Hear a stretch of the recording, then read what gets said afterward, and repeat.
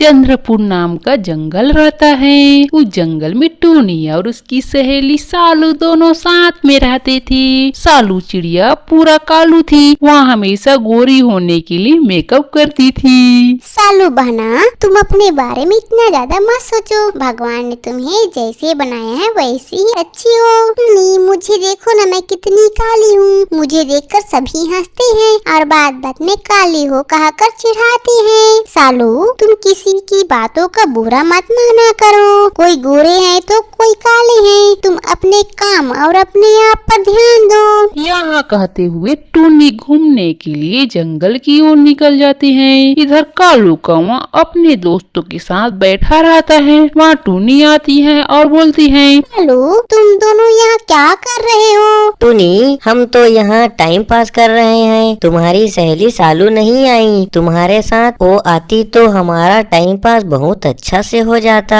इधर सालू चिड़िया सोचती रहती है कि मैं गोरी कैसे हूँ। फिर वहाँ उड़ते हुए पास की जंगल में रामू काका बेदराज के पास पहुँचती है और बोलती है, रामू काका, मुझे आप अपनी जड़ी बूटी में कुछ दो जिससे मैं काली से गोरी हो जाऊं। मेरी कालीपन का सभी मजाक उड़ाते हैं। सालू, मैं तुम्हें दवाई तो दे दूंगा, लेकिन दवाई से कोई नुकसान तुम्हें होगा तो मैं इसका जवाबदारी नहीं लूंगा।